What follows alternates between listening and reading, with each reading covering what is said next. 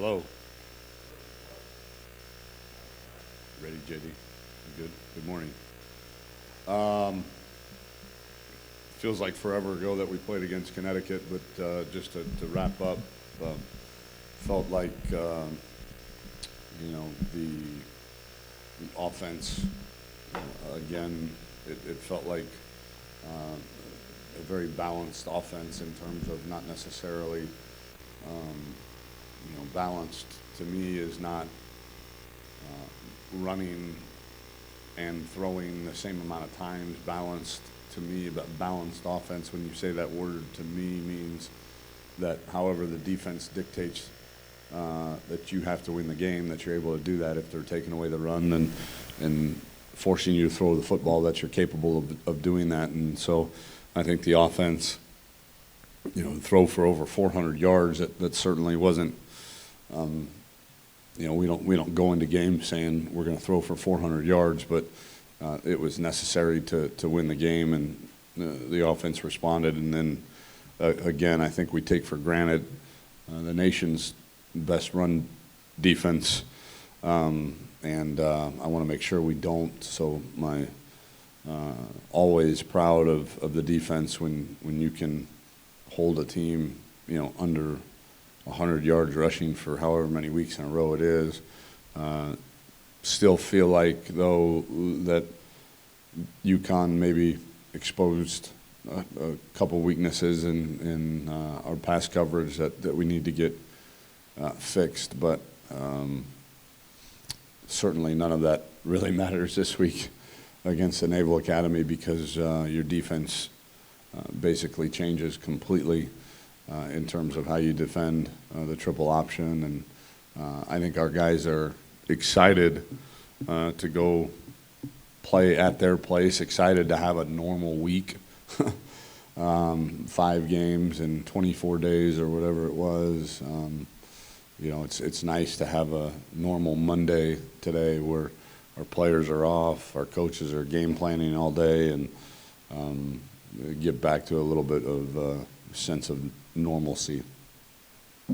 Questions?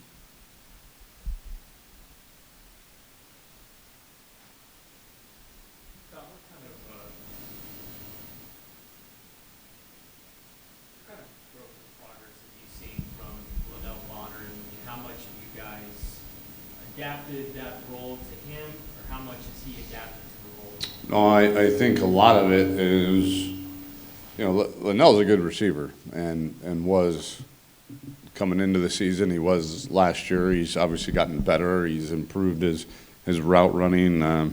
Physical guy for that position. But I think Coach Applewhite and the offensive staff had done a really good job of saying, okay, this guy's not DeMarcus Ayers. He has some strengths that are different than DeMarcus, and has some limitations that are different than DeMarcus. But he's our guy. I mean, that's what we got right now. And so we've got to be able to kind of adapt the offense and adapt that role around him and what he's good at, and I think the offensive staff have done a nice job of that.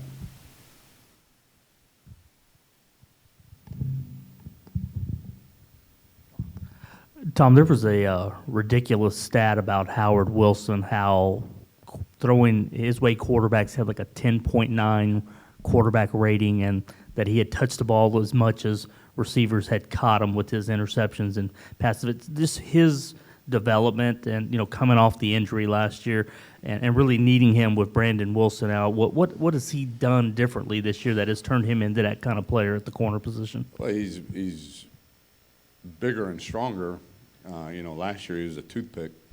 Yeah, last year he was very, very small, and this year I think he's got an added strength and size to him, to where he feels very confident in the way that he's playing, and he's able to be physical with wide receivers. Last year he got the little bit that he did play, he got tossed around a bunch by bigger wide receivers, where this year I think he's much more confident playing against bigger wide receivers because of his size and strength. And Howard's got great feet.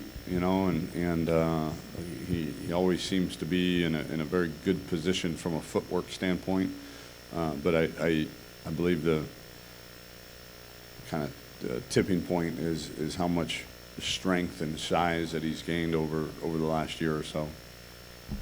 How's Greg's health overall after 5 games? How's he doing with the shoulder and anything else? Yeah, I think pretty good. You know, took a couple pretty big time hits against Connecticut and stood in there. Was really proud of. I mean, that's something Greg has really never done in his career, was sit in the pocket and take a hit while you're throwing the football. And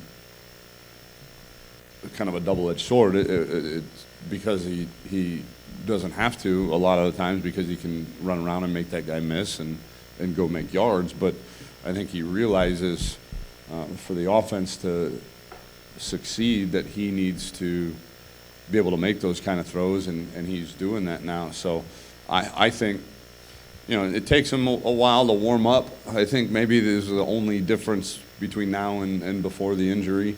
And I know it hurts him. You know, there is some pain when he does throw, but none of it is, you know, once he's warmed up, loose, and the adrenaline's flowing, there's nothing limiting in terms of his shoulder. Tom, is Navy's offense significantly different without Keenan Reynolds? I mean, that's like asking if our offense would be different without Greg Ward. I mean, yeah, it's different from a personnel standpoint. I mean, that's one of the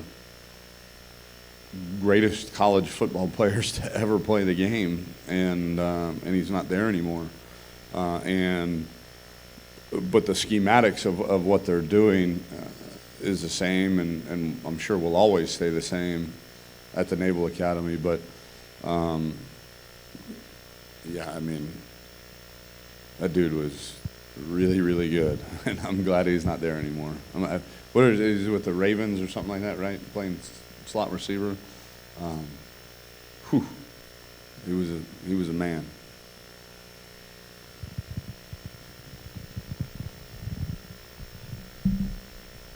Obviously, the team hasn't had too much of a problem stopping the run the last 6 or 7 games. What are some of the challenges you and your coaching staff run into in preparing your team to face a triple option offense, opposed to, you know, all the spread them out offenses that you see today? Yeah, it's totally different. All of your assignments are different. All of your run fits are different. Even the where you line up on defense is different, and so we have had success against the run in previous games, but that's a conventional either two-back or spread kind of run. We haven't played a triple option team since Navy last year, and so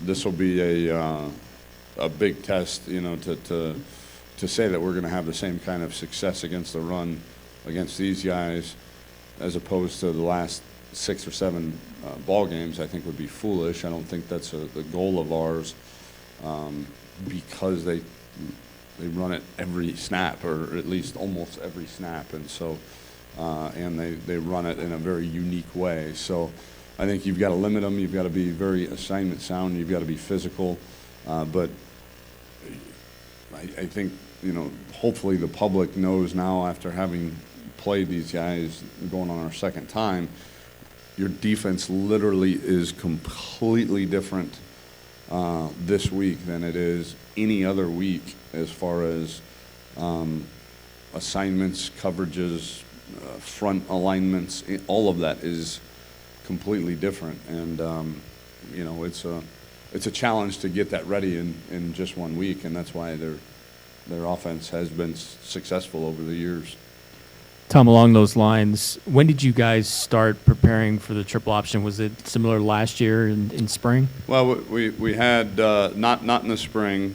You know, last year we played on week 12, so we only had one Thursday night game. So we had basically every Sunday we spent 10-15 minutes on Navy getting ready for them, and kind of the game plan and tinkering with the game plan, where Here, we spent some time during training camp, not a whole lot, once every, 5 or 6 practices, maybe 10 or 15 minutes, and then we've only really had, 3 regular Sundays around here, in 5 weeks, or 2 regular Sundays because the first week is not a regular one either. So little less time, but the good thing is there's carryover too from what we did last year, and because what they do is not going to change from year to year. They do what they do, and we've got to vary our looks a little bit this year because we did have quite a bit of success last year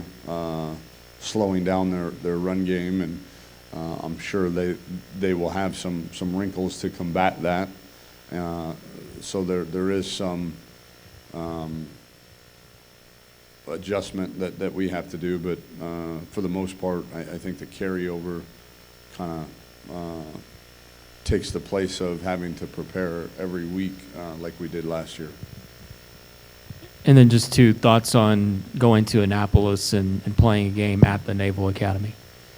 Yeah, excited. I had one of our interns look up because I wanted to know what they have the little the names of the battles around the wall of their stadium, and kind of if that was every battle or what the significance of that was. I think it's from 1900 and beyond, any battle that the United States Navy has been a part of, and the stadium actually serves. I learned this too. It serves as a memorial to all of the Navy and Marine soldiers that have ever fought for this country. So I think it's one thing to play them at home. You definitely show them as much respect as you can, and we did last year in terms of singing their fight song after the game and all that good stuff. But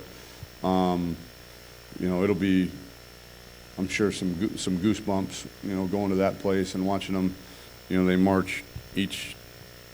I hate that I don't know this, either platoon or troop or whatever it is, and they announce the troop leader's name over the PA, and you got the jet flying in prior to a game. So it'll be a pretty neat experience for our kids in terms of all of the pomp and circumstance and regalia that's involved in a home game there. Good. All right, thank you.